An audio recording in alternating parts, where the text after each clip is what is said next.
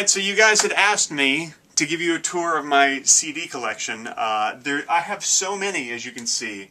This thing holds 4.5 million CDs. I know it doesn't look like it, but the space is very economical. So I'm going to just go through and kind of pick out some favorites, some things that I love, maybe some things I don't like anymore, just because that might be fun. But I have a feeling this video will be so long that I'll just have to cut it into several pieces and give you this in installments. So, well, let's start. I'm going to go in alphabetical order. And yes, they are in alphabetical order because I would never be able to find anything if it wasn't. So the first one would be Ryan Adams. I actually like Heartbreaker more than Gold, but this is a good album. And I got some Sean Altman for you cool geeks. Let's see what else. The Best of America. I've got the Best of the Archies. That's one I'm embarrassed about, but yeah, I do have some bubble gum. Joan Armatrading. I love Joan Armatrading. She's awesome. This might be her first album, or maybe this is her second. I don't know, but Joan Armatrading is great. The Art of Noise. Anyone? Art of Noise from my high school days. Let's see. The Avett Brothers. This is one of my favorite albums from last year. Oh, I'm getting the thumbs up from Jeannie. Everyone say hi to Jeannie. If you want, you can turn the camera on yourself and say hello. Hi, guys. You may recognize Jeannie. She was in the Trivial Pursuit failed commercials video that I just put up last week, and she's excellent as the client. So hi, Jeannie. Thanks for helping out. She just happened to be at the house helping out. Hey, I bet none of you have heard of Aztec Two-Step. They were kind of like Simon and Garfunkel, but in the 70s, the 70s version of Simon and Garfunkel. I enjoy them. Badfinger. They kind of kick ass. Badfinger. Oh, this is a good band I really enjoy. The Balancing Act. Boy, this video is going to be really long. These are from the 80s, these guys. Really, really cool band. There's The Band. Here's a lot of Bare Naked Ladies. These are probably my two favorite Bare Naked Ladies albums, their first two albums. What do you think, Jeannie? Bare Naked Ladies? She shrugs. Okay, The Beach Boys. This is my Pet Sound CD, which is signed by Brian Wilson and Carl Wilson and Mike Love, and Al Jardine right there. So yes, I did meet the Beach Boys, and they signed that for me. That's pretty damn cool. And of course, you got to have a bootleg of Smile, because if you're into the Beach Boys, I'm way more into the Beatles. All like from here all the way over to here. This is all Beatles. And yes, I do have the new remastered box set. These are the old versions that I just still have also. And you know what? I actually like Let It Be Naked. I like that a lot. I kind of enjoy listening to it more than the actual Phil Spector Let It Be. Maybe. I don't know. It's just me. Beck. Lots of Beck. I pretty much have all Beck. I love, if I had to pick a favorite, it would be Odelay, probably. Let's see. I've got Walter Becker. That comes right after Beck. Here's something you won't see in a lot of people's collections. Harry Belafonte. Why the hell not? I like all kinds of music. You can make fun of me for it. It's okay. My dad has that in his collection. Your dad has it? Yeah. See? And I'm old enough to be someone's dad. Then we've got Adrian Belew. He's awesome. And the Bears. And, well, Brendan Benson. Brendan Benson is great. You probably know him as a member of the Raconteurs with Jack White. I like the Raconteurs, but I love Brendan Benson. This is my favorite of his albums, La Palco. Damn, that's good. That is really good music. Let's see what else. Then we've got some Chuck Berry and Jim Bianco, the Blue Nile, Boston, Booker T and the MGs, David Bowie. I actually have a lot of David Bowie, but it's in box set form. Edie Brickell, John Bryan. Here's one of my favorites. Well, the cover's not much to look at, but John Bryan is a producer. He's produced the Eels and Fiona Apple and lots of people. But man, his album Meaningless, Jesus, that's good music. That's good stuff. Jackson Browne. I have everything Jackson Browne did. This was actually one of the first records I bought back in the 70s. I bought Jackson Browne Running on Empty, and this is still one of my all-time favorite albums. I think the first two records that I bought brand new in a store were Running on Empty and Fleetwood Mac's Rumors. Still two of my favorites. How about some James Brown, ladies and gentlemen? James Brown live at the Apollo.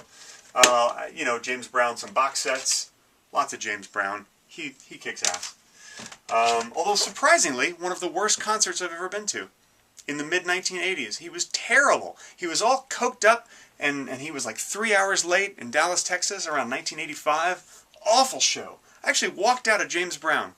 Can't believe it. Lindsey Buckingham, speaking of Fleetwood Mac.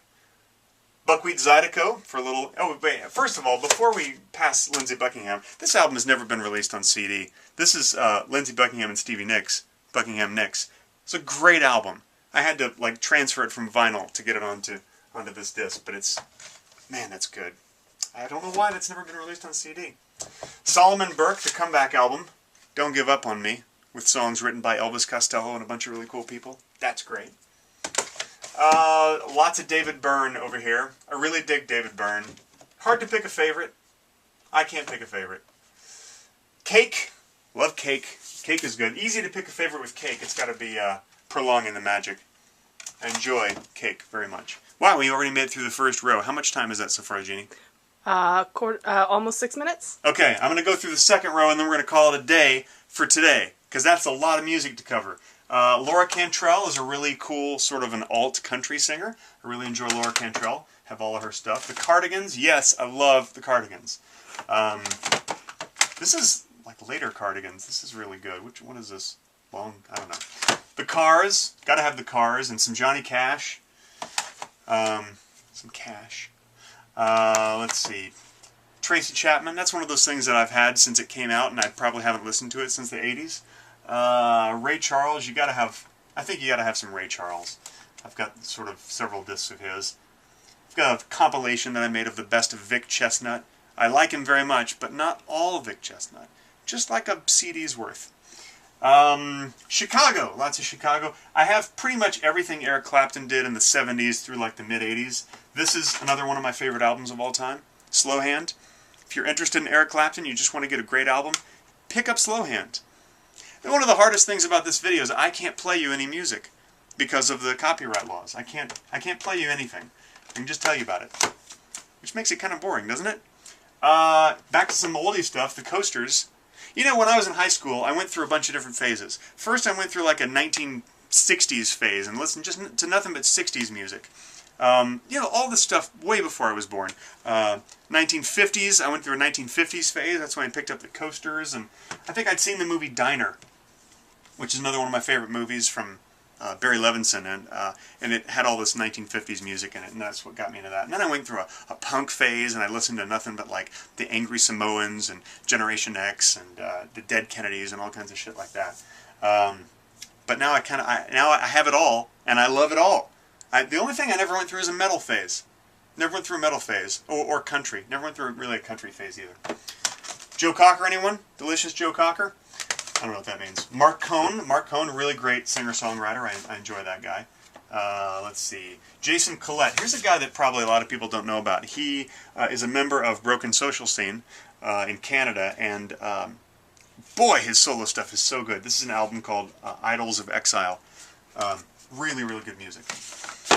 Okay, here's something I'm embarrassed about. You can make fun of me for this, you're allowed to. Yes, I actually have one Phil Collins CD. Yes, I do. I know, there's stuff in here I'm embarrassed about. But right next to it, Color Box, and Color Box is pretty damn cool, also from the 80s. Then we got some Sean Colvin, we've got lots of Sam Cooke. Lots of Sam Cooke. And he actually has one of the greatest voices of all time, and his music is soothing to the soul. Really, really good stuff. This is all Sam Cooke, all through here. And then, let's see, Amy Correa. Then tons of Elvis Costello. Pretty much everything by him. You can't go wrong with Elvis Costello. From his first album, which is, like, as good as it gets, through, I don't know, I have a soft spot in my heart for Punch the Clock. That's a great album. You know what? They're all great. Spike, that's another really good one. I mean, they're all great. So this is all Elvis Costello through here. Then we got Cotton Mather, a band that probably a lot of you haven't heard of. I think they're from Austin, Texas. And Kon-Tiki is a truly amazing album. They're very Beatles influenced, but they're sort of like an alt-rock, cool Beatles influenced group. Then we got some Crash Test Dummies. I still absolutely love God Shuffled His Feet. That's a really fun album. And then, boy, the second row ends with Creedence Clearwater Revival. Yes, it does. What? Oh, Jeannie laughs at that. You don't like Creedence? That's some great 60s music. You don't like it? I will fight you. No, seriously, when she turns off the camera, I'll fight her. How long was this video, Jeannie? 9 minutes and 50 seconds. Alright, I think that's enough for this time. I just covered 2 rows. I have 1, 2, 3, 4, 5, 6, 7, 8, 9. 9 more rows to go. Holy shit! That's a lot of music. And we didn't even look at the jazz. Come in here. This is jazz. This is jazz and a little bit of classical and some world music. And this is all the stuff that kind of didn't fit in with the whole rock pop collection.